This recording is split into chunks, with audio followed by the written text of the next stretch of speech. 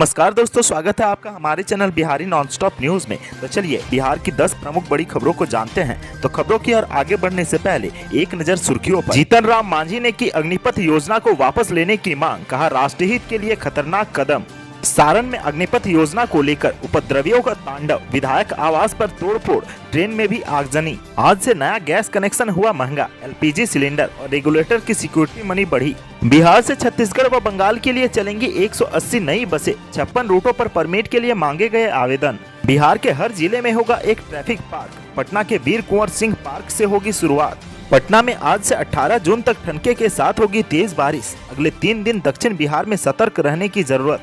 NSMCH Bihta में अब मुफ्त होगी नॉर्मल और सिजेरियन डिलीवरी, गरीब मरीजों को मिलेगा लाभ। नालंदा के सोनू का कोटा में हुआ एडमिशन, अब IAS बनने का सपना होगा आसान। नियोजित शिक्षकों को झटका, अभी जिले से बाहर नहीं मिलेगा तबादला। बिहार में केंद्र सरकार के अग्निपथ योजना को लेकर हर तरफ बवाल हो रहा है। हर तरफ छात्र मांग कर रहे हैं कि केंद्र सरकार इस योजना को वापस ले। बिहार की राजनीतिक पार्टियां अब केंद्र सरकार के इस फैसले पर सवाल उठा रही है। राजद ने जहां इस योजना का विरोध किया है, तो वहीं जदयू ने इस फैसले पर पुनर्विचार करने की मांग रखी है। इन सभी के बीच अब हिंदुस्तानी आवाम मोर्चा ने अग्निपथ स्कीम को वापस लेने की मांग केंद्र सरकार से की है। HAM के प्रमुख जीतन राम मांझी ने इस योजना को युवाओं के लिए खतरनाक कदम बताया है। साथ ही इस योजना का अविलंब वापस लेने की मांग की है। उन्होंने प्रधानमंत्री नरेंद्र मोदी से अपील की है कि अग्निपथ योजना को खत्म कर पुरानी योजना के तहत ही लोगों को सेना में भर्ती किया जाए। बिहार के पूर्व मुख्यमंत्री ने अपने ट्विटर पर लिखा है कि अग्निपथ स्कीम राष्ट्रहित एवं युवा हित के लिए खतरनाक कदम है, जिसे अविलंब वापस लेना होगा। माननीय प्रधानमंत्री नरेंद्र मोदी जी से आग्रह है कि अविलंब अग्निपथ स्कीम को खत्म कर पुरानी सेना भर्ती योजना को शुरू करने की घोषणा करें।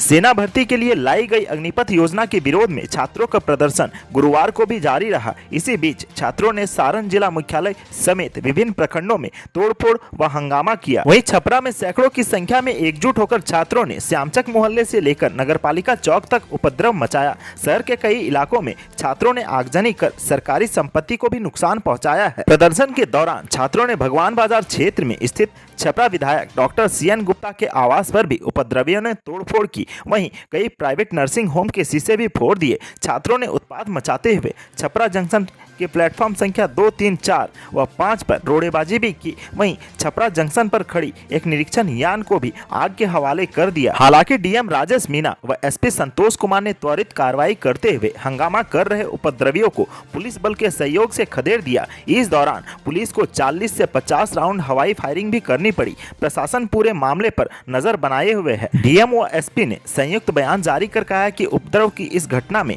जो भी लोग शामिल हैं उन्हें चिन्हित कर कड़ी कार्रवाई की जाएगी। बिहार में नया गैस कनेक्शन लेने पर उपभोक्ता को अब ज्यादा कीमत चुकानी होगी। सार्वजनिक तेल कंपनियों यानी कि इंडियन ऑयल, भारत पेट्रोलियम और हिंदुस्तान पेट्रोलियम ने LPG सिलेंडर और रेगुलेटर की सिक्योरिटी राशि बढ़ा दी है। तेल कंपनियों की ओर से जारी अधिसूचना के अनुसार घरेलू गैस कनेक्शन पर 14.2 किलो के सिलेंडर के लिए अब 1450 रुपये के बदले 2200 रुपये का भुगतान करना होगा। इस तरह 5 किलो के सिलेंडर के लिए 800 रुपये के बदले 1150 रुपये देने होंगे। DPR यानी कि रेगुलेटर की सिक्योरिटी राशि 150 रुपये से बढ़ाकर 250 रुपये कर दी गई है। अगर रेगुलेटर टूट गया या खराब हो गया तो बदलने के लिए उपभोक्ता को 300 रुपये का भुगतान करना होगा। इंडियन ऑयल के महाप्रबंधक राहुल दीक्षित ने बताया है कि नए LPG कनेक्शन को लेकर सिक्योरिटी राशि और रेगुलेटर की कीमत में बदलाव किया गया है। नई दरें 16 जून से प्रभावी हो जाएंगी। बिहार LPG वितरक संघ के महासचिव डॉक्टर रामनरेश प्रसाद सिन्हा ने बताया कि महंगाई से पहले ही लोग त्रस्त थे, एक और महंगाई लोगों पर थोप दिया गया है। बिहार राज्य के विभिन्न जिलों से छत्तीसगढ़ और बंगाल के लिए 180 बसों का परिचालन होगा। राज्य परिवहन प्राधिकार ने दोनों राज्यों के बीच 56 रूटों पर 180 बसों का रिक्तियां निकाली है। अब परमिट के लिए गाड़ी मालिकों से आवेदन मांगा गया है। बिहार एवं पश्चिम बंगाल और बिहार व छत्तीसगढ़ के मध्य हुए पारस्परिक परिवहन समझौते के तहत करीब 6 दर्जन रूटों पर बसों के परिचालन के लिए चिन्हित किए गए थे। इनमें अधिकांश रूटों पर बसों का परिचालन हो रहा है, लेकिन उनकी संख्या कम है। अब विभाग इन रूटों पर बची रिक्तियां भरकर बसों की संख्या बढ़ाएगा, ताकि आम लोगों को सहूलियत हो सके और लोगों को घर के पास गाड़ी मिल सके।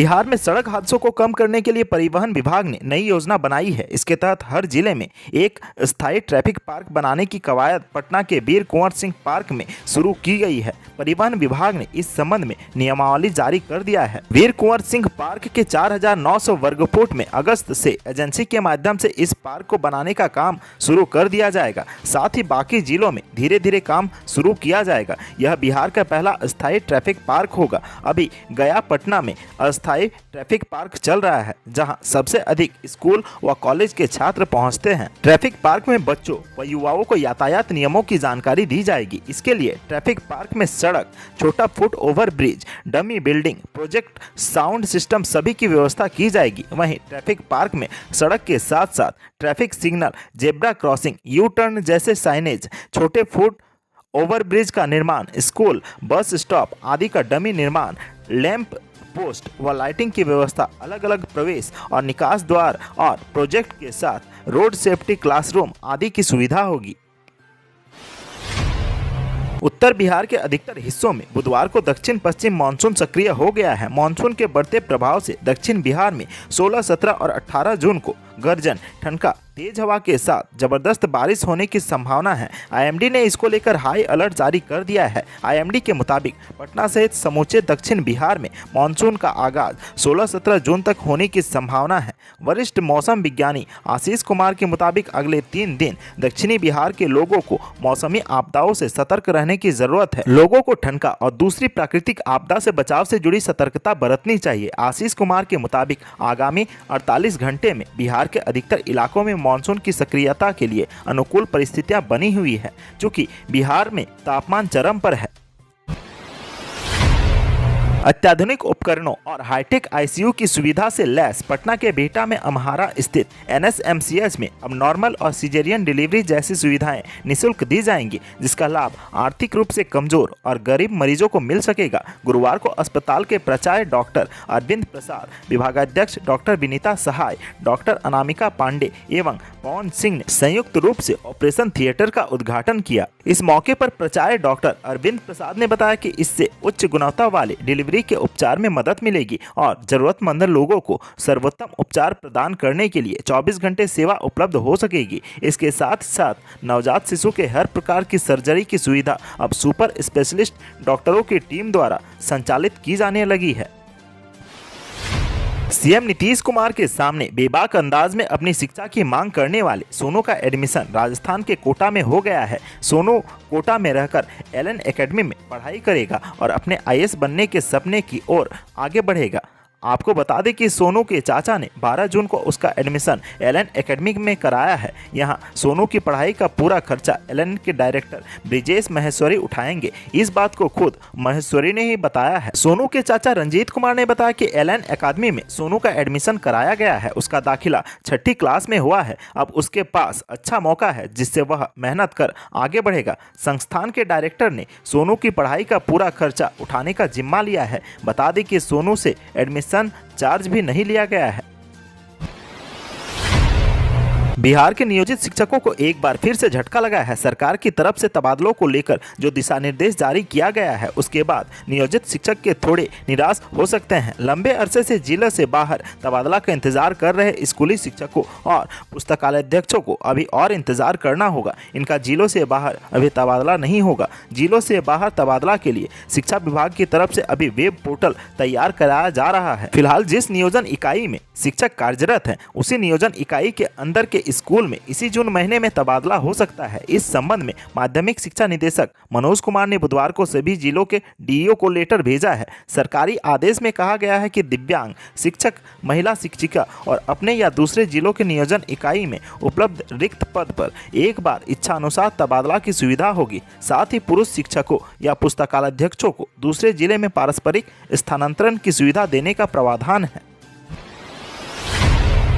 कोरोना ने बिहार में एक बार फिर अपने पांव फैला दिए हैं। राजधानी पटना में पिछले कुछ दिनों से कोरोना संक्रमण के मामले बढ़ रहे हैं। अस्पताल में भर्ती मरीजों की संख्या नहीं बढ़ रही है, लेकिन होम आइसोलेशन में मरीजों की संख्या में इजाफा हुआ है। बीते 10 दिनों के अंदर कोरोना के एक्टिव मरीजों की संख्या करीब दोगुनी हो गई है। बिहार के स्वास्थ्य विभाग के कोरोना पोर्टल के मुताबिक मंगलवार तक जिले में कोरोना के 90 एक्टिव मरीज हैं। इनमें से 88 मरीज होम आइसोलेशन में हैं, जबकि एक मरीज पीएमसीएच व दूसरा पटना एम्स अस्पताल में भर्ती है। हालांकि दोनों ही अस्पतालों के डॉक्टरों का कहना है कि जो मरीज भर्ती हैं वे अस्पताल में दूसरी बीमारी के इलाज के लिए आए थे, लेकिन जांच कराने पर कोरोना पॉजिटिव मिले हैं। वहीं वर्तमान पॉजिटिव मरीजों में सबसे अधिक 19 मरीज शहर के कंकड़बाग के हैं। बाकी मरीज शहर के अलावा ग्रामीण इलाकों के निवासी हैं। राज्य में 24 घंटे के अंदर कुल 26 नए कोरोना संक्रमित पाए गए हैं, जिनमें सबसे अधिक 17 नए संक्रमित सिर्फ पटना जिले के हैं। गोला रोड में एक ही परिवार के 3 सदस्य पॉजिटिव पाए गए हैं। इसके साथ ही जिले में एक्टिव मरीजों की संख्या बढ़कर 90 हो गई है। 24 घंटे में 7 मरीज स्वस्थ भी हुए हैं। गया व मधेपुरा में 2-2 और खगड़िया, सहरसा, समस्तीपुर, सारण और पश्चिमी चंपारण में एक नया संक्रमित मिला है। इसके साथ ही राज्य में अब एक्टिव मरीजों की संख्या बढ़कर 137 हो गई है। आज के सुर्खियों में बस इतना ही। बिहार से जुड़ी खबरों के लिए सब्सक्राइब करें हमारे चैनल को और साथ ही साथ फेसबुक और इंस्टाग्राम में हमें फॉलो करना ना भूलें। धन्यवाद।